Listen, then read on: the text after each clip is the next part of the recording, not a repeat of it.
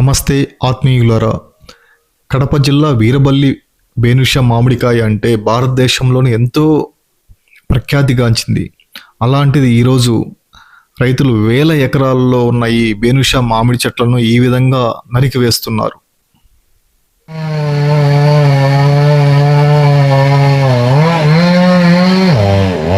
ఈ విధంగా వేల ఎకరాల్లో రైతులు తమ పొలాల్లోని బేనుష మామిడి చెట్లను కటిక బాళ్ళకు అమ్మేసి మొత్తం మొదలను అగ్గిపెట్టి ఒక శ్మశానంగా మార్చేశారు. భస్మీపటలం అయిపోయింది. దీనికి కారణాలు ఏమిటి? ఎవరు దీనికి బాధ్యతగా తీసుకోరు. లాస్ట్కు అనాథగా మిగిలిపోతాడు రైతు.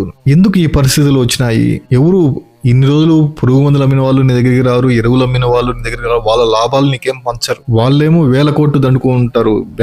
బ్యాంకింగ్ మాఫియాలు వేల కోట్లు దండుకొని పోతున్నారు. కానీ రైతు ఇట్లే నడిసంద్రాన్ని మునిగిపోతున్నాడు.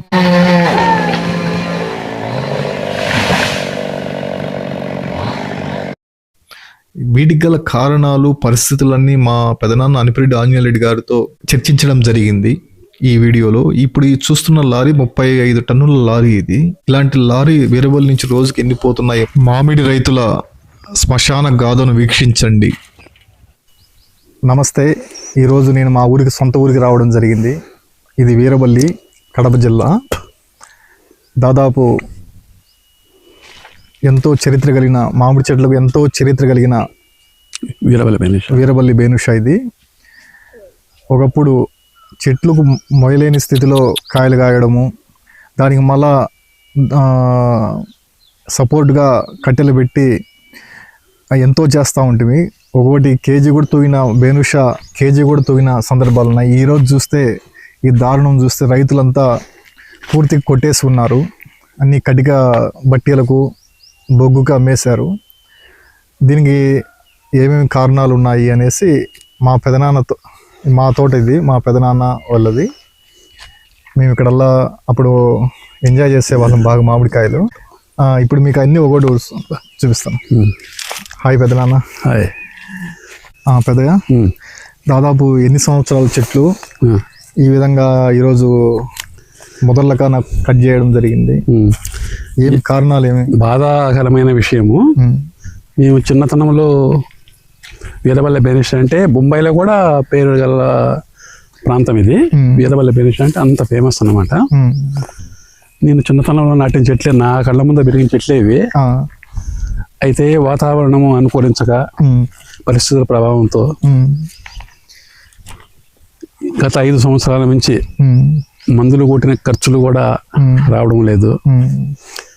రైతుకు చాలా కష్టంగా ఉంది. దాదాపు ఎకరాకు ఒక 50,000 చొప్పున ఖర్చు పెడుతున్నాం ప్రతి సంవత్సరము. ఖర్చే కానీ మాకు పెట్టుబడి రావడం లేదు. అందుకని బాధాకరమైన విషయమే. బిడ్డల మాదిరి సాక్కున్నాము ఈ చెట్లను. కన్నబిడ్డల మాదిరి సాక్కున్నాము. ఈరోజు ఇది లేక కన్నీళ్లతో సాగనం పాల్చిన పరిస్థితి వచ్చింది. చూడండి, ఇట్లా ఇదంతా మొత్తం తోటే. దాదాపు ఇది 10 ఎకరాలు, అక్కడ ఒక దాదాపు 20 ఎకరాలు కట్ చేయడం. 20 ఎకరాలు కట్ చేయడం జరిగింది తోటంతా. అప్పుడు నాకు కూడా బాగా గుర్తుంది కదా, చిన్నప్పుడు ఇక్కడికి వచ్చి పేపర్లో కూడా ఫోటోలు వేశారు. ఈ మామిడి చెట్లు ఎక్కువ విరగగాసిపోయేసి కొమ్మలు కూడా ఇరిగిపోయేటట్టుగా మళ్ళీ వాటికి సపరేట్ గా పోట్లు పెడతాము. అటువంటి తోటలు ఎందుకో ఇది వాతావరణ పరిస్థితులు అనుకూలించక ఈ పోతే బ్రహ్మాండంగా వస్తుంది. కానీ ఈ మందుల్లో ఫాల్ట్ ఉందో ఈ శాస్త్రవేత్తలు అన్ని మాకు చెప్తున్నాయి. కానీ శాస్త్రాలు చెప్పిన ప్రకారమే మందులు కొడుతున్నాము. అయినా కూడా మనకు ఫలితం లేకుండా పోతుంది. అప్పుడు నీతో కూడా ఫోటో తీయించి ఆ కాయలని ఇట్లా పట్టుకొని దగ్గర చింతాత, చిన్నడి తాత, మీరు ఇట్లా ఫోటోలు ఇట్లా పట్టుకొని అటువంటి కాపు చూడలేము, ఇంక జీవితంలో చూడలేము. అయిపోయింది అది. ఒక కాయ కేజీ కూడా తూగినాయి. ఆ తర్వాత గుజరాత్ లో కూడా మన వీరబల్లి బేనుష అంత ఒకసారి గుజరాత్కు మామిడికాయలు వేసుకోమంటే వీరబల్లి బేనుష అంటే వ్యాపారస్తులు అందరూ వచ్చేసారు అడిగి. వీరబల్లి బేనుష వచ్చింది, పోటీలు పడి దానికి. అటువంటి చరిత్ర అయినటువంటి బేనుష తోటలు ఇవి.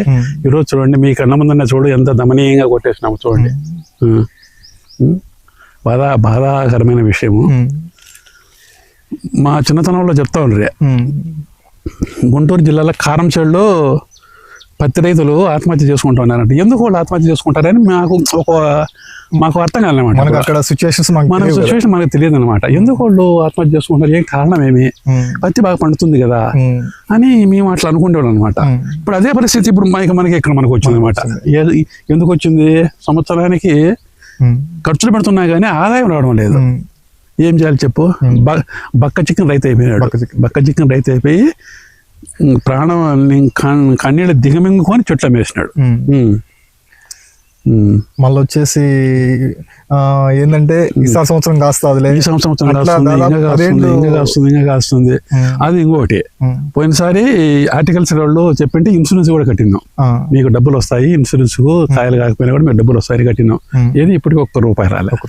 ఎవరు దాని కర్త ఎవరు? రైతును ప్రభుత్వం ఏదో ఒకటి చేసి ఆదుకోవాలన్నమాట. రైతుకు ప్రతి ఒక్క ప్రభుత్వాలు కూడా రైతును ఆదుకుంటే రైతు సంక్షేమే దేశ సంక్షేమం.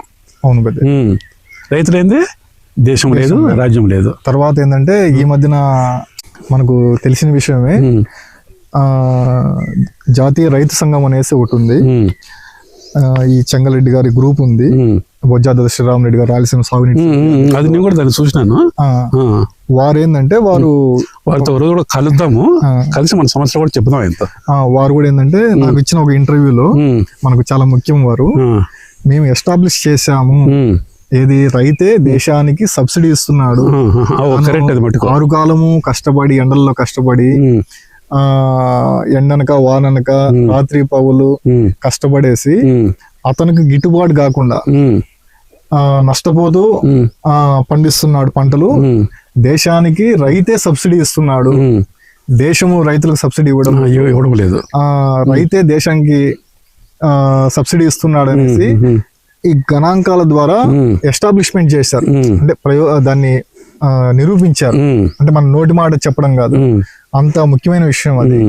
ఈ రోజు దేశంలో రైతులు ధర్నా చేస్తున్నారంటే ఏం వాళ్ళకేం ఊరికేనే టైం పాస్ కాక, లేదా ఎవరో మనకు ఓట్ల కోసం సారాయి డబ్బులు ఇచ్చినట్టు కాదు కదా, వాళ్ళు సమస్యలు ఉండే కదా ధర్నాలు చేసి. అట్లా ఆ తర్వాత వచ్చి 2012 ఆ ప్రాంతంలో కూడా మనము, నాకు కూడా బాగా గుర్తుంది, చెరువులో గుంతలు పెట్టి ట్యాంకర్ వచ్చేసి 500 నీళ్లు తోలించు. ఎందుకంటే వీటిని చంపుకోలేక కాపాడుకున్నాము. ఏదో పోయినసారి కూడా కాస్తాయి, ఈ సంవత్సరం కాకపోతే పోయినసారి మానవుడు ఆశాజీవి కాబట్టి సో ఈ సంవత్సరం కాకపోతే నెక్స్ట్ సంవత్సరం కాస్తాయి అని ఒక బిడ్డల మాదిరి అనమాట. మనకు బిడ్డ ఎంతనో చెట్టు అంతే. అంటే ఒక్కసారి పోగొట్టుకుంటే చనిపోతే మళ్ళీ మనం 50 ఏళ్ళు పడుతుంది. 50 ఏళ్ళు నేను చిన్నతనంలో పుట్టిన చెట్లు, నా కన్న ముందర పెరిగిన చెట్లు ఇవి. అప్పుడు ఈ కుండలతో తెచ్చి నీళ్లు పోసినాం బావిలో నుంచి. అప్పుడు ప్లాస్టిక్ బిందెలు లేవు, మట్టి కుండ రేపూట నీళ్లు పోసినాం. ఎప్పుడు ఎన్నెల మరుస్తే ఈ రోజు 9 మలుస్తుంది, రేపు 10 మలుస్తుంది, మన 11 మలుస్తుంది. ఎన్నెల మలిచినప్పుడు వచ్చి బావిలోంచి దిగి ముప్పులో రైతులకు ఏమైనా పురుగు గుట్టా, తేలు గుట్టా, పాము గుట్టా అటువంటి సమయంలో కూడా బావిలోంచి కింది నుంచి తరుగు తగిలితే కుండ పోతుంది. కుండను జాగ్రత్తగా కాపాడుకోవాలా, దారి చూసుకోవాలా, నీళ్లు తేవాలి, చెట్టుకు పోయాలా. అలా సాకినాం చెట్లను. ఈ రోజు కన్నీళ్ళు దిగమింగుకొని తక్కువ లెక్కతో ఇంకేం చేయాలి చెప్పు. వాడు రైతు మీద సంపాదించుకోవాలి, ప్రతి ఒక్కడు రైతు మీద సంపాదించుకోవాలా. ఇంకా విధి లేకుండా కొట్టకపోతే ఇంక విధి లేదు. సంవత్సరం ఖర్చులే కానీ ఆదాయం రావడం లేదు. అందులో ఇంత మొత్తంలో కొట్టడం వల్ల వానికి రేటు తక్కువ. దాదాపు మా వీరపల్లి ప్రాంతంలో, మా బాలనపల్లి ప్రాంతం కనీసం 100 ఎకరాలు కొట్టేసినారు. 100 ఎకరాలు ఇలా చూపి ఒకసారి కెమెరా అట్ట చూపి చుట్టికాను.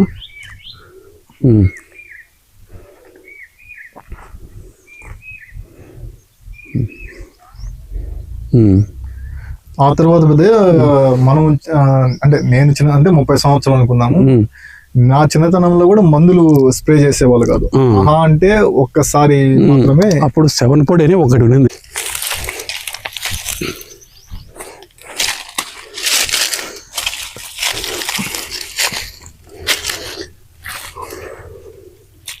పెద్దగా ఇలా బిడ్డల మారి సాక్కొని వాడు కొనుక్కునేవాడు రంభంతో పెట్రోల్ పంపుతో కోస్తా అంటే మనకి కన్నీళ్ళు వస్తాయి. ఏం చేయాలి చెప్పు. ఇంకా ఇలా ఇంత చెట్లను సాకాలంటే మళ్ళీ ఎన్ని రోజులు పడుతుంది. మన జీవితం వాడికి అయిపోతుంది. ఒక జీవితము ఒక టర్మ్ వాడికి అయిపోతుంది అంతే. ఎవరు ఇంకోటి ఏంటంటే పెద్దగా ఆ, ఈ ఆ, ఈ పర్యావరణం అని చెప్తాం కదా, అడవిలో చెట్ల కన్నా ఏ పెద్ద మహా అరణ్యాల్లాగా మేరు పర్వతాలలాగా ఉంటాయి ఈ చెట్లు. చాలా హైట్ ఉన్నాయి. తర్వాత ఇంత ఆక్సిజన్ ఇది సప్లై చేస్తుంది. కానీ ఈ రోజు మనం కొట్టేసుకోవాల్సి వచ్చింది. దాదాపు ఈ మా ప్రాంతంలో 2000 ఎకరాలు మొత్తం తోటే అనమాట. ఎక్కడ కాలు పెట్టే దగ్గర కూడా తోటే. ఈ బుద్ధ తోటలన్నీ నేలమట్టం అసలు తక్కువ లెక్కకు అతి తక్కువ లెక్కకు అమ్ముకుంటున్నారు. ఏం చేయాలి ఇంకా రైతు చెప్పు. ఏదో ప్రత్యున్నాయం పంట మళ్ళీ ఒకటి వేసుకున్నాము, మళ్ళీ చిన్న చెట్లు మళ్ళీ వేరే చెట్లు వేసుకున్నామనే ఉద్దేశంతోనే. అందులో ఏంటంటే మనం మామిడి చెట్లకు అలవాటు పడి వేరే పంటకు పోవాలన్నా దాదాపు 30 ఏళ్ళ నుంచి సుఖమరిపోయినాడు రైతు మాకు ఇక్కడ. ఇప్పుడు ఇవి కొట్టేసిన తర్వాత ఏం పంట పెట్టాలని ఆలోచిస్తున్నాడు అనమాట. అప్పుడు పెద్దగా మనం నా చిన్నతనంలో 30 సంవత్సరాల్లో చాలా చెట్లకు మందులు కొట్టేదే లేదు. అసలు నేను చిన్నతనంలో మాది ఇక్కడ ఒక తోట ఉండే, కింద బలు చెట్లు, కంప చెట్లు, రకరకాల చెట్లు ఉండేవి. అప్పుడు మామిడి చెట్లకు నీళ్ళు వేసేవాళ్ళం కూడా కాదు మేము. దున్నేది లేదు, మా చెట్టు నీళ్ళు వేసేది లేదు. ఇంతంత కాయలు, మంచి కాయలు, నాణ్యమైన కాయలు, మంచి మధురమైన కాయలు అట్లా కాస్తా ఉండే. రాంగ జనరేషన్ మారేతలకి ఏమైంది, మందులు కొట్టడము, ఈ నీళ్లు వేయడంలో అవి తెలుసుకున్నాయి అనమాట. వరి ఏందిరా ఇది ఇట్లా అయిపోయింది పరిస్థితిని. ఆ తర్వాత వచ్చి ఈ అగ్రికల్చర్, హార్టికల్చర్ వ్యవస్థ, ఈ రసాయనిక ఎరువులు, ఈ షాపులు, వీళ్ళంతా వచ్చి రైతును చెడిచినట్లు అయిపోయింది. వీళ్ళంతా వచ్చి రైతును చెడిచేశారు. ఈ మార్కెట్ లో రకరకాల మందులు ప్రవేశపెట్టి, రకరకాల ఫర్టిలైజర్స్ వేసి, ఈ స్ప్రే చేయడం వల్ల ఈ జింజురు కోతులు అనేసి జింజురు కోతులని మేము చిన్నప్పుడు పెట్టెలు పెట్టుకొని ఇంత పెట్టెలు పెట్టుకొని ఏలాడుతుండే. తోటలే పోవాలంటే భయం, ఎందుకు కరుస్తాయి. ఇప్పుడు జుంజురీగ అనేది లేదు. దానివల్ల ఏంటంటే ఊజీగా ఇప్పుడు ఎక్కువ అయిపోయింది. మామిడికాయ పింజరప్పటి నుంచి ఊజీగలు ఎక్కువ అయిపోయినాయి. అవి వస్తాయంటే ఇంకా పండు కుడితే. నేను 30 సంవత్సరాల ముందు కూడా మామిడి చెట్లకు మందు కొట్టేది లేదు. ఆ తర్వాత ఏంటంటే నీళ్లు కూడా అంత నీళ్లు అసలు వేసేవాళ్ళం కాదు. మా అమ్మ నా చిన్నతనంలో అయితే గన మేము పిల్లోళ్ళము, మా ఇంటికి ఒక పెద్ద చెట్టు ఉండే, దాని కింద బలు చెట్లు, కంప చెట్లు, చీక చెట్లు, ఈత చెట్టు అన్నీ ఉండే. ప్రతి సంవత్సరము ఇంతంత కాయలు కాసేటివి, అతి మధురంగా ఉండేది కాయ. ఇప్పుడు మాటికి తినాలంటే భయం, ఊజీగలు. అప్పుడు ఊజీగ అనేది ఆ పేరు కూడా మాకు తెలియదు అనమాట. అప్పుడు అట్లా ఉండే చెట్లను ఈ విధంగా ఈ శాస్త్రవేత్తలు, ఈ మందులు కొట్టేవాళ్ళు ఇట్లా మరిపించేసి మందులు కొట్టి మాడికాయ అనేది కాయకుండా పోయింది. అప్పుడు మనుషులు స్ప్రింగ్ తో తొక్కి ఏదైనా అవసరమైతే కొడతా ఉన్నారు. మళ్ళీ ఈ ట్రాక్టర్లు వచ్చి మనల్ని నిద్రపోని అప్పుడు స్ప్రేతో కాలుతో తొక్కి ఒక స్ప్రేతో ఇట్లా కొట్టేవాళ్ళు అనమాట. అప్పుడైతే కొంచెం పర్వాలే. అంటే నా దాదాపు 30 ఏళ్ళ ముందు మాట ఇది. రాగా ట్రాక్టర్స్ వచ్చా. అతను ఏం చేస్తాడు, మనల్ని నిద్రపోయాడు కాబట్టి వాళ్ళు కొట్టినారు, వీళ్ళు కొట్టినారు. 6 సార్లు మందులు కొడితే చెట్లు పనికి వస్తాయి. చెట్లు ఇది తేనెటీగ లేకుండా ఫస్ట్ తేనెటీగ పరపరాగ సంపర్కం ఎప్పుడు లేకుండా పోయిందో మామిడికాయ కాయకుండా పోయింది. ఇది ప్రధానమైన కారణం. ఇది మందుల్లో లోపమా, రైతులో లోపమా, చెప్పేళ్ళ లోపమా, సమాజం లోపమా, ఇదే ఒక అర్థం కావడం లేదు. 1000 ఎకరాలు ఈరోజు కొట్టేస్తున్నారంటే కన్నీళ్ళు దిగమింగుకొని కొట్టేస్తున్నారు. అది కూడా కొట్టాలని కొట్టలేదు. ఖర్చులు ఎక్కువ అయిపోయినాయి, ఆదాయం తక్కువ అయిపోయింది. ఏం చేస్తాడు చెప్పు. అల్టిమేట్ గా నష్టపోయింది ఎవరు? అధికారులు నష్టపోలేదు. అట్లా మందులు ఇచ్చేవాడు నష్టపోలేదు. నష్టపోయింది ఎవడు? రైతే. ఇంతకుముందు ఒక మాట చెప్తాంటే మధ్యలో కట్ చేసినాను. గుంటూరు పత్తి రైతులు చేలేకి ఎత్తపోయి డబ్బా ఎత్తపోయి తాగి ఆత్మహత్య చేసుకునేవాళ్ళు. అదే పరిస్థితి ఇప్పుడు ఈరబల్ల బేనిష రైతులకు వచ్చింది. ఎందువల్ల అంటే ఖర్చులు ఎక్కువ అయిపోయినాయి. పిల్లోడని చదివించుకోవాలి, ఇంట్లో సంసారాన్ని చూడాలా, ఇవి చెట్ల చూసుకోవాలా, ఖర్చుల ఆదాయం తక్కువ అయిపోయింది. రైతు ఏం చేస్తాడు చెప్పు. అప్పుడు ఏంది వాళ్ళు దానికి ప్రాణాలు తీసుకోవాలని మనం అనుకుంటాం. అంతే కదా. ఇప్పుడు చూసేవాడు ఏమనుకున్నా అంటే ఏమైనా చెట్టు కొట్టేస్తాడు, ఏమైనా పిచ్చి అనుకుంటారు. పిచ్చి కాదు, ఈయన తన కన్నీళ్ళు తను దిగమింగుకొని మామిడి చెట్టు కొట్టుకునే పరిస్థితి ఈ రోజు వచ్చిందంటే ఇది పోలం బాయి అని మేము చిన్నప్పుడు చాలా ఫేమస్ బాయి ఇది అని మా మేనమామ చిన్నెడ్డి అని మంచి రైతు అయిన దాదాపు 10 ఎకరాల తోటగలమాట అయింది. ఆయన ఒకప్పుడు వరిమడి నడుతూ ఉంటే గన వెనక ఒక కథ చెప్పాడు ఆయన.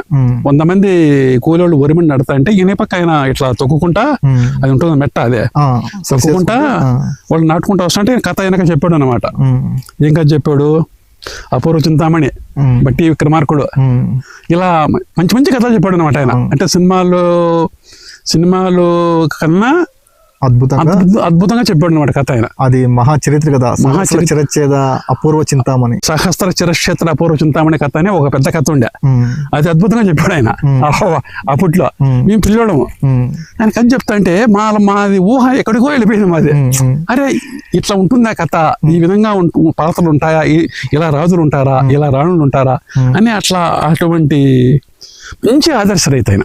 స్క్రీన్ ప్లే మొత్తం మాటలోనే స్క్రీన్ ప్లే. ఇప్పుడు మనకు రాజమౌళి గారు ఎట్లా బాహుబలి సినిమా తీసినాడు, అప్పట్లో ఈ 30 ఏళ్ళ ముందు ఆయన ఆ కథ చెప్పాడు.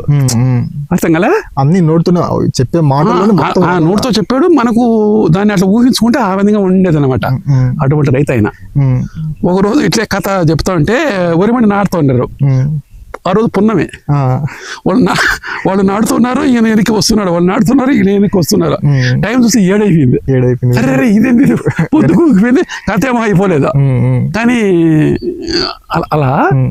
అలాంటి రైతులు కూడా ఈరోజు నిస్సహాయ స్థితిలోకి వెళ్ళిపోయి మామిడి తోటలు అమ్ముకుండే పరిస్థితి వచ్చేసింది. నిరుత్సాహం అయిపోయి ఇది ఇప్పుడు ఇంకోటి ఏంటంటే ఇవన్నీ ఎత్తిపోసుకోవాలంటే ఈ మొదలు దీనికి మళ్ళీ ఎంత ఖర్చు చూడు, ఇప్పుడు దీనికి ఎంత ఖర్చు చూడు. ఇప్పుడు ఇవన్నీ కాల్చుకోవాలి, ఆ మూటలని ఎత్తాలి, దీని మళ్ళీ దున్నుకోవాలి. ఈ మూటలు తీయాలంటే గంటకు వచ్చి 1000 రూపాయలు. దానికి జేసీబీ వాడు మహా అంటే ఇట్లా పెద్ద మూట అంటే గన 1 లేదా 2 తీస్తాడు.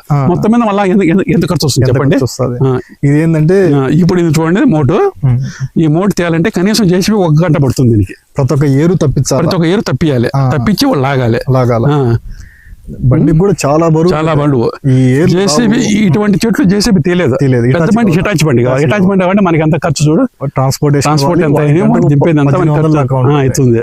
ఈ అమ్ముకునే కూడా దీనికి సాలదు. ఏం చాలు చెప్పు రైతు. ఇది ఎత్తిపోసుకోవడం వాళ్ళేమో కొట్టుకొని కాబట్టి మాకు రైతు ఇప్పుడు ఉపాధి పని ఉంది. కేంద్రం నుంచి వచ్చే నిధులతో ఉపాధి పని చేస్తున్నాం. అది కేంద్రం నిధులు కాదు, రాష్ట్రాల నుంచి వచ్చిన డబ్బుని మళ్ళీ మనకు ఇంకో చోట అందిస్తారు. అవి మా అంటారు, వాళ్ళేం పని చేసి సంపాదించారు. రాష్ట్రాల డబ్బులే కేంద్ర డబ్బులు. సరే, కానీ ఆ డబ్బులు ఏదో గుట్టలే పోయి ఆడ వేస్ట్ గా పని చేయకుండా ఉండే కన్నా రైతులకు ఇలా ఆ విధంగా వచ్చి ఆదుకుంటే కన్నా చాలా మేలు ఉంటుంది ప్రభుత్వ పరంగా. కానీ ఊరికి అనవసరంగా గుట్టలే పోయి గుంతలు పెడితే చేసిన వాటిలో చేసుకుంటా అదేం పెద్ద ఉపయోగకరమైనది ఏం కాదు. రైతుకు అదే ఉపాధి పని రైతుకు చేస్తే గన రైతు కొంచెం బాగుపడతాడు, ప్రభుత్వానికి మేలుగా ఉంటుంది, రైతు కొంత ఆదాయంగా ఉంటుంది. ఇది ఏంటంటే ప్రొడక్టివ్. మనం పెట్టే ప్రతి ఒక్క రూపాయి కూడా ఇంకొక రూపాయిని సృష్టిస్తుంది. అంతే. ఆహార కొరతను కానీ ఒకరిని కడుపు నింపే ప్రక్రియ అవుతుంది. ఈ విధంగా వీరబల్ల బేనేష అంటే ప్రపంచంలోనే అంటే 50 ఏళ్ళ ముందు మాట ఇది. ప్రపంచంలోనే వీరబల్ల బేనిస అంటే అటువంటి చరిత్ర కలిగినటువంటి బేనిస చెట్లు ఈ రోజు చూడండి ఎలా శిథిలాస్తం అయిపోయినాయో. ఇది వీరబల్ల బేనిస కథ. ఇది అత్యంత ఘోరమైన పాశవికమైన వీరబల్లి రైతుల బేనుష మామిడి తోటల రైతుల చరిత్ర. పెద్దయా ఇది చిన్న మొదలు అనుకుంటా, ఇంకా త్వరపడిపోయి కూడా ఉంటాయి కదా మొదలు. అవి ఉండవి, అక్కడ ఉంది, అక్కడ ఉంది. ఇలా ఒక్కొక్క గిర్ర రావాలంటే 1 ఇయర్ పడుతుంది అనమాట. అప్పటికి ఎన్ని ఏళ్ళ చెట్లు మీరే దీన్ని వచ్చి అర్థం చేసుకోండి. ఇలా గిర్ర ఒక్కొక్క గిర్రకు వచ్చి 1 ఇయర్ చూడు. ఇట్లా దాదాపు 60-70 సంవత్సరాల చెట్టు ఇది. ఈ గిర్రలు కూడా చాలా ఉన్నాయి. గిర్రలోనే గిర్రలు అవి మనం కెమెరా ముందు గమనించలేము. దాదాపు 70-80 ఏళ్ళ చెట్టు. ఈ రోజు బాగా పచ్చగా ఉన్న చెట్లను విధులైన పరిస్థితుల్లో కొట్టేసిన అనమాట రైతు. ఇది చూసైనా ప్రభుత్వం మమ్మల్ని ఆదుకోవాల్సిందిగా వీరబల్ల రైతుల తరఫున కోరుకుంటున్నాము.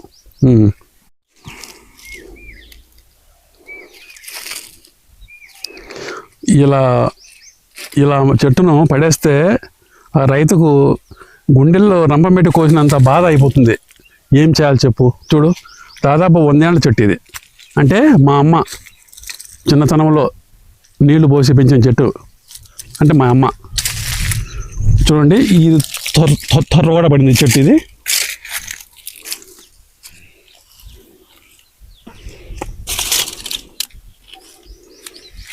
ఇలా మొదలు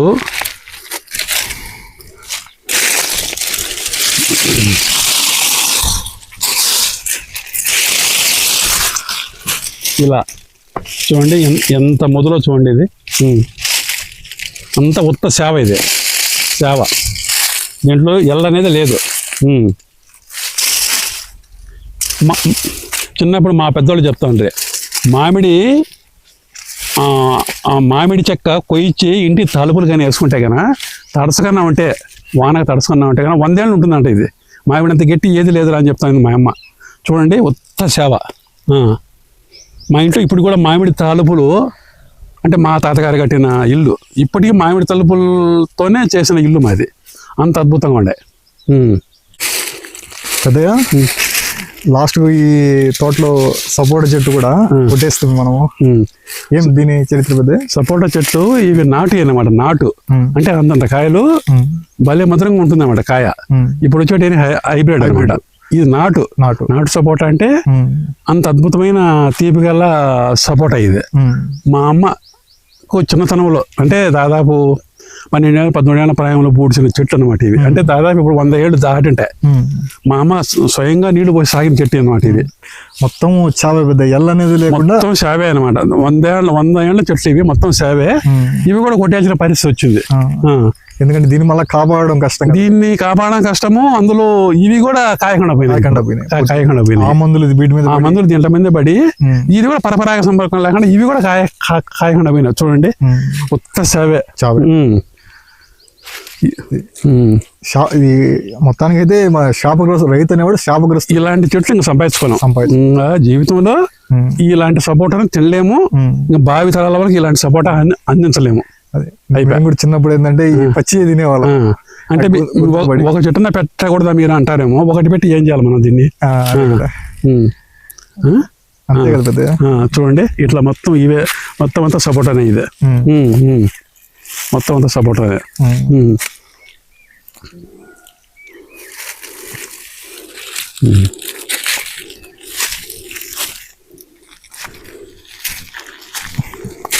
భలే సావ కదా పెద్ద ఇదంతా. భలే సేవ ఉత్త సేవే. 100 ఏళ్ళ చెట్లు. 100 ఏళ్ళ చెట్లు. ఇది కూడా ఇవి కూడా మామిడి చెట్లు అంత సైజు ఉన్నాయి కదా పెద్ద. ఓయమ్మా మళ్ళీ గట్టిపోయి దీంట్లో డైనింగ్ టేబుల్లు ఇవి పట్టి మంచాలు చేయించుకుంటే అయినా భలే బాగుంటాయంట. భలే బాగుంటాయి. కానీ ఎవరు ఇప్పుడు ఖర్చులు ఎక్కువ. అవి చేయించాలని కూడా డబ్బులు ఎక్కువ అవుతాయి. తీసిపోయేది ఎవరు చెప్పు. పోయిపియాలా చేయిపియాలా అదేదంతా ఇప్పుడు మొత్తం అంతా వచ్చి రెడీమేడ్.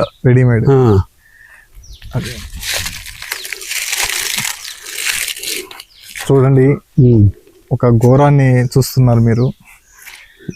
వీరవల్లి మండలంలో చిన్నిటి తోట అంటే అంత ఫేమస్ గల తోట అనమాట.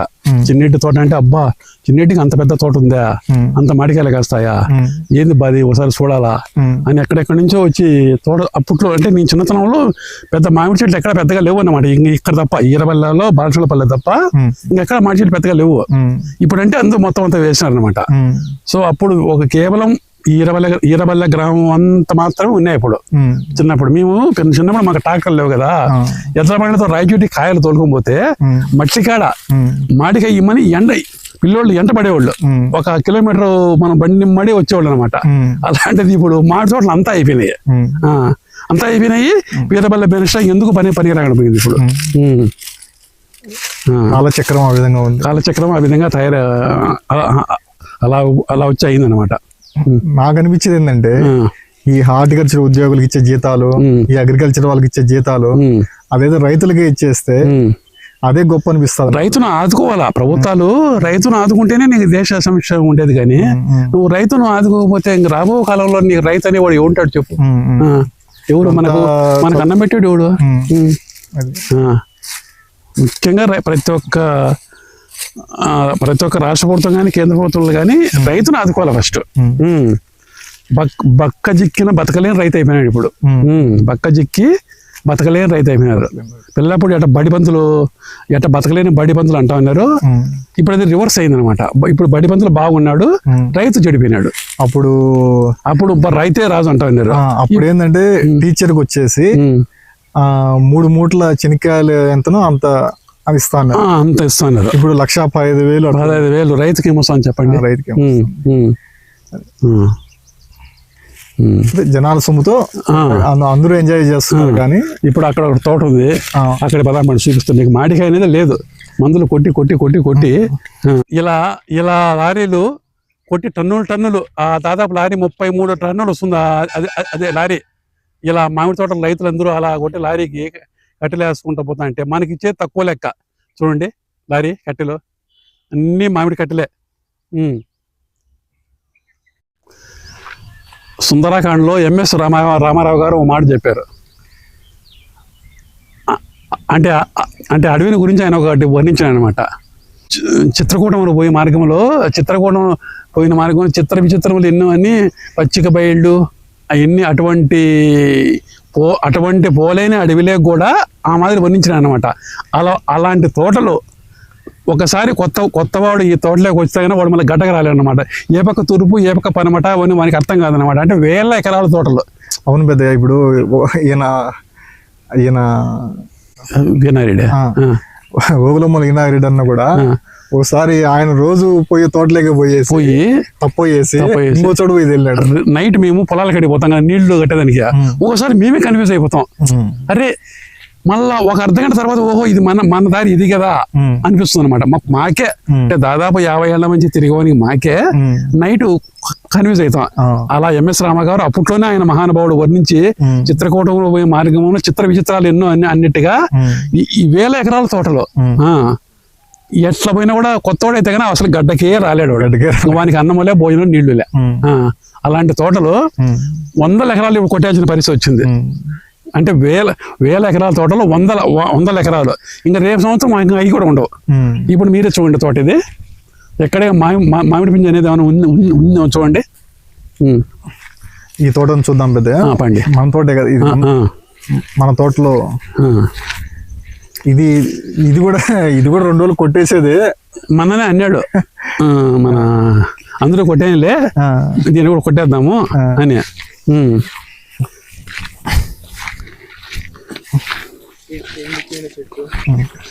ముందుకు వెళ్ళిపో.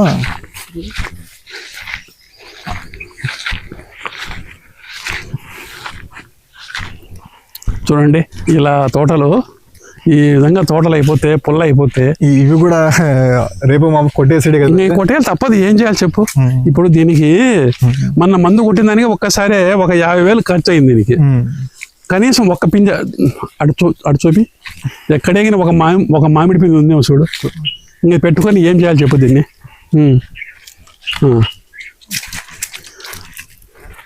ఇట్లా 50,000 చొప్పున 4 సార్లు మందులు కొడితే 2.5 లక్ష ఖర్చు అయిపోయా. కింద దున్నిన దానికి ఒక 4 సార్లు దున్నుతాము.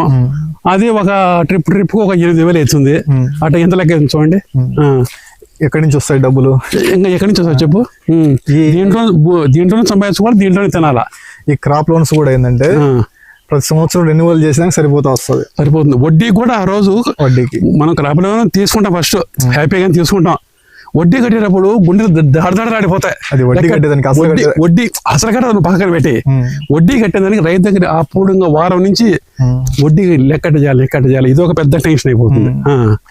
ఎప్పుడు 2-3 ఏళ్ళకి ఒకసారి భూమి వాల్యుయేషన్ పెంచుతారు. అదేదో మనం ఒకవేళ అప్పుడు కట్టకపోతే ఆ పెనాల్టీస్ వాటికి దానికి సరిపోతుంది. ఇప్పుడు బ్యాంకు వాళ్ళు కూడా ఏం చేస్తున్నారు, పెద్ద వాళ్ళు ఇప్పుడు 1,000 లక్షలు ఎగరగొట్టినా కూడా వాళ్ళనేం చేయడం లేదు. ఇది ఒక మాఫియా పెద్ద. ఈ రాజులున్న కాలంలో కూడా ఇలా జరిగిండదేమో.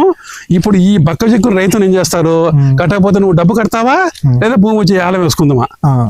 ఈడు అవమానానికి వెరసి డబ్బు కట్టకపోతే గనా ఊరికి మనం బయట అయిపోతాం. మందు తాగి చచ్చిపోయి చాలా మంది ఉన్నారు. రైతుల ఆత్మహత్యలు అంటే ఇవే ఇంకేం ఇంకా ఎట్లా రావు ఈ రూపం ఈ రూపంగానే. ఎందుకు అతను ఆత్మాభివల్ల కొంచెం ఆత్మాభిమానం చంపుకోలేక ఏమైనా బయట చూస్తే భయసనమైన ఉద్దేశంతోనే ఈ విధంగా జరుగుతుంది. ఇటు చూడండి తోట, ఇది ఇట్లా మొత్తం చూసే దూరం ఇది తోటే. అటు చూపి దారి మొత్తం ఇది వచ్చి 7.5 ఎకరా అనమాట ఈ తోట. ఇది 7.5 ఎకరా. ఈ రేపు మాపు కొట్టేయాల్సింది పూర్తిగా, తప్పదు ఇంకా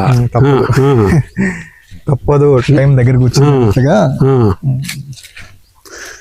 ఎంత కష్టపడి ఉంటాడు రైతు ఈ చెట్టును సాగేదానికి.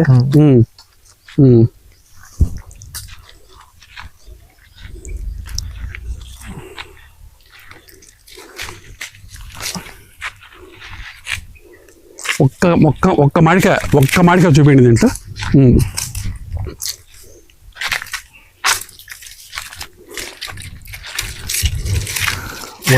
ఏదైనా వచ్చినా పోతున్నా కూడా తేనె మంచు పురుగు, అసలు తేనె మంచు పురుగును కంట్రోల్ చేసే మంది ఇంతవరకు కనిపెట్టలేదేమని నా యొక్క ఉద్దేశం. వాళ్ళు ఏదో ఒకటి ఇచ్చేస్తారు అప్పటికేమో. మీ పోతుంది అంటాడు, కొట్టిన 10 days మళ్ళీ చూడండి కింద చూడండి, బంక చూడండి, బంక చూడండి, బంక అంతా నల్లగా కారిపోయింది. అసలు తేనె మంచు మనకు పురుగు మందు ఉందా? ఉంటే మాకు ఎందుకు ఆ మందు మాకు ఇవ్వడం లేదు?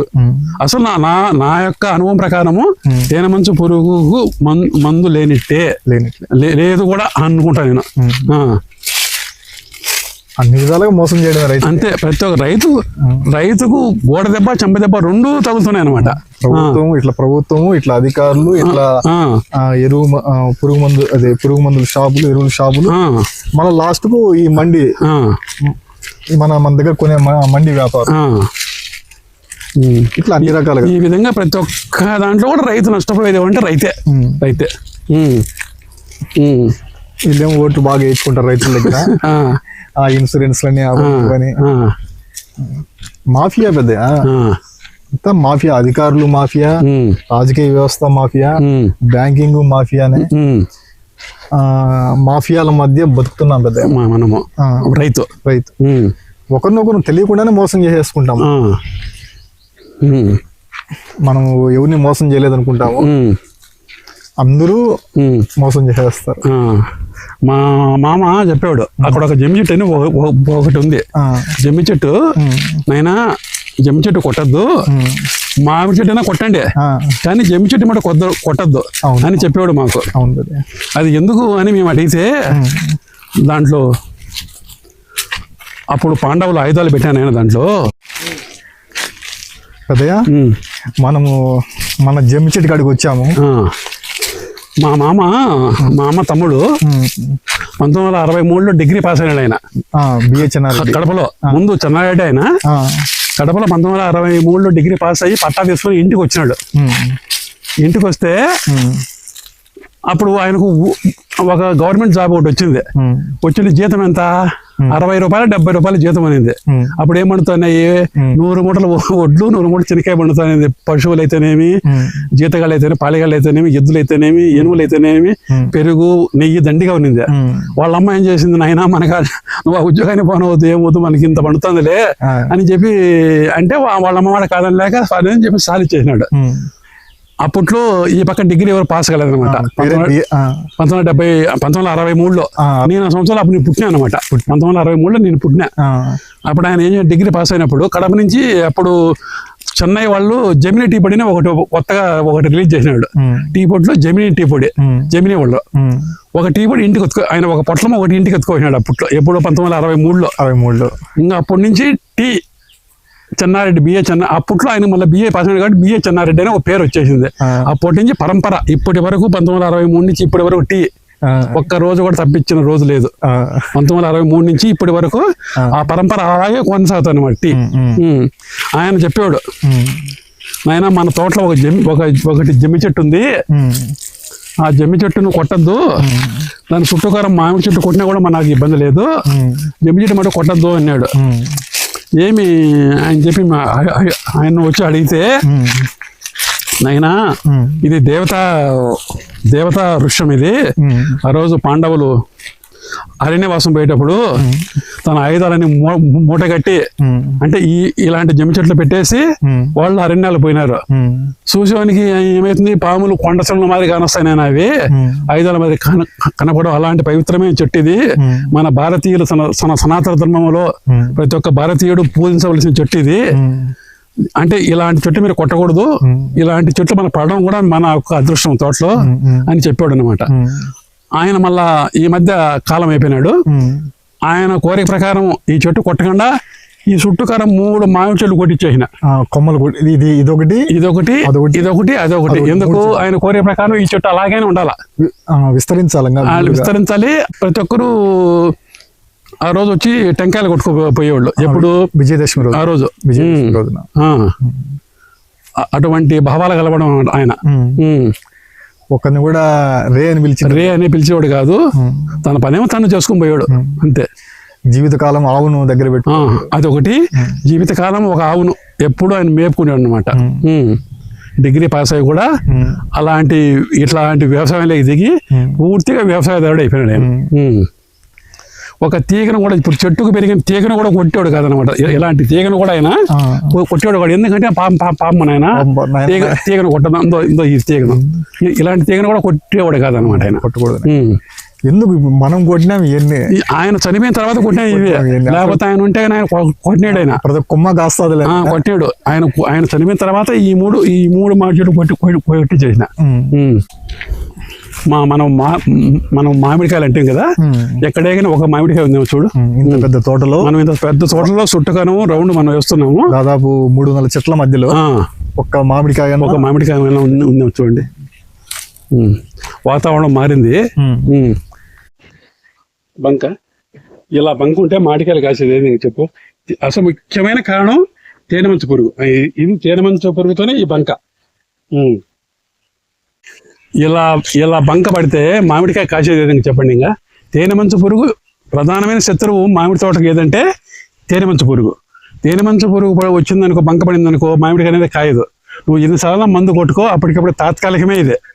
అప్పటికప్పటికి తాత్కాలికమే. చూడండి ఇలా తేనె మాదిరి అన్నమాట. తేనె అనుకోండి ఇది. ఇంకా ఇటు నాకుంటే తీయగా ఉంటుంది తేనె. ఇదే ఏమంటే మనకు అటు నల్లగా ఉండింది కాబట్టి అట్లుంది. అంటే మనం నెలతో నాక్కున్నాం అనుకో తేనె ఇదే. చూడండి కింద పక్క చూడండి తేనె నల్లగా. ఇంకా రైతు మందు లేదు, ఇంకా దీనికి ఇంకా జీవితంలో మందు కనిపెట్టేవాడు మనం ఉండలేడు నాకు తెలియదు. కానీ నా జనరేషన్ అంతా ఇలాగే గాడిచిపోయింది. ఎన్ని మందులు కొట్టినా సేమ్ టీవీ. మళ్ళా వారానికి మళ్ళా ఇంతే బ్లాక్. ఇంతే విశ్వరూపం ఇదే ఇంతే. దయవుంచి దీనికి సైంటిస్టులు కూడా చెప్పడం ఏమంటే, దీనికి దయవుంచి రైతును ఆదుకోవాలంటే దీనికి తేనెమంచు పురుగు మందు ఒకటి కనిపెట్టి ఇవ్వండి. పుట్టిందనుకో అప్పుడు పురుగు ఆటోమేటిక్గా పురుగు వచ్చేస్తుంది అనమాట. అది ఊజీగలు ఎక్కువ అయిపోయినాయి ఇప్పుడు. దానికి గవర్నమెంట్ ఏమో బకెట్లు ఇస్తారు. ప్రతి ఒక్క రైతు బకెట్లు కట్టడు. అందరూ కడితే సమూలంగా నాశనం అయిపోతా. ఇప్పుడు నేను కట్టాను అనుకో, ఎక్కడెక్కడి నుంచో వీడికి వచ్చేస్తాయి, తోటలోకి వచ్చాయి. అలాగ ప్రతి ఒక్క రైతు కట్టాను అనుకో సమూలంగా నాశనం చేయొచ్చు. ఇలా మూటలన్నీ అట్లా బిగించేస్తే, ఇలా వేల ఎకరాలు ఇలా కాల్చేస్తే రైతు పరిస్థితి ఏం కావాలి చెప్పు.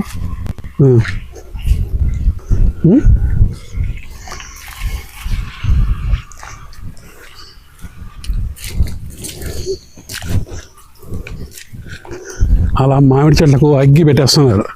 రైతు గడ్డకు తోలలేక అలా అగ్గి పెట్టేస్తున్నాడు రైతు. అది మళ్ళీ ఒక ఖర్చు. మళ్ళీ బయట తోలాలంటే ట్రాక్టర్ పెట్టాలి, కూలోళ్ళు పెట్టాలి, మూట్లు వెళ్ళేయాలి, ఆకు అంతా తీయాలి. దానికైనా అగ్గి పెట్టేస్తే సులభంగా పోతుంది.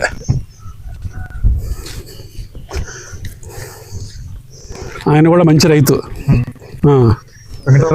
ఆయన వెంకటరామరాజు అని ఇంతకుముందు మీరు ఇంటర్వ్యూ చేశారు ఆయన తోట. అది ఇది వచ్చి ఇదంతా ఇంకా వేరే వాళ్ళ తోట. మొత్తం ఏం చేస్తారు చెప్పు. ఇవి ఇంకా చిన్న చెట్లు ఇవి దాదాపు ఇవి పెద్ద చెట్లే కాదు. ఇవంతా 20 years చెట్లే. ఇవి 20 సంవత్సరాల చెట్లే. ఇవి కూడా కొట్టే కారణం ఏమంటే రైతుకు దిగుబడి లేదు. దిగుబడి లేనప్పుడు ఇలా కొట్టేయాల్సి వస్తుంది. అసలు ఇవి చాలా చిన్న చెట్లు.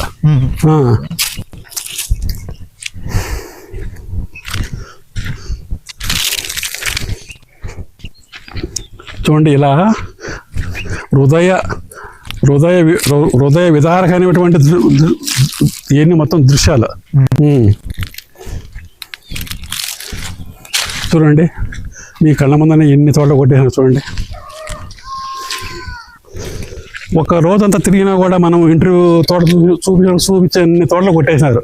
ఒక రోజు కంప్లీట్గా తిరిగినా కూడా ఇంకా చాలదు అంటే ఓన్లీ ఈడ మటుకే వేరే లేకుండా ఓన్లీ బాలస్వాముల పల్లెకాడిని ఒక రోజు అంతా తిరిగినా కూడా నువ్వు కవర్ చేయలేని తోటలు కొట్టేసినారు.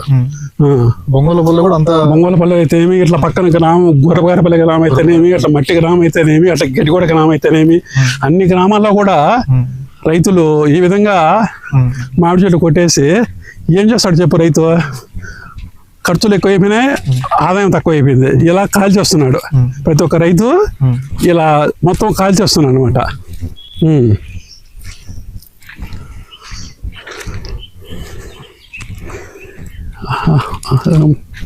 ఆయన కూడా రైతే. ఎంత గడ్డకు తోలాలంటే ఖర్చు అవుతుంది. మనిషిని పెట్టాలి, ట్రాక్టర్ కావాలి, జేసీబీ కావాలి, అన్నీ కావాలి. అలా ఎందుకంటే ఇలా వచ్చి పెట్టాడమే. ఇది అట్లే ఉన్నిందంటే ఒక్కోసారి ఎత్తుకుందంటే ఇంకా అది పెద్ద మళ్ళీ పెద్ద ప్రమాదం అయిపోతుంది. మనం దగ్గర ఉండి కాల్చుకోవాలి, కొంచెం ఒకటేసారి అగ్గిపడినా కూడా పక్క తోట చూడండి. అది వచ్చి మొత్తం ఆయన తోట. మా కళ్ళ ముందనే మేమే వేసిన చెట్లను చంపుకున్నామంటే ఎందుకు? ఇంకేం చేస్తాడు చెప్పు రైతు? ఖర్చులు ఎక్కువ, ఆదాయం తక్కువ. ఇదండి రైతుల ఆత్మఘోష. భస్మీపటలం, జీవితమే భస్మీపటలం అయిపోయింది. చూడండి మొత్తం శ్మశానం ఉన్నట్టుంది. ఇదంతా శ్మశానం లాగా భస్మీపటలం అయిపోయింది, బూడిద అయిపోయింది. ఎన్నో 10, 15 ఏళ్ళ 20 ఏళ్ళ చెట్లు కూడా భస్మీపటలం అయి బూడిదైపోయింది. ఇది జన్మం అంటే మామూలు జన్మాలు కాదు ఇవి.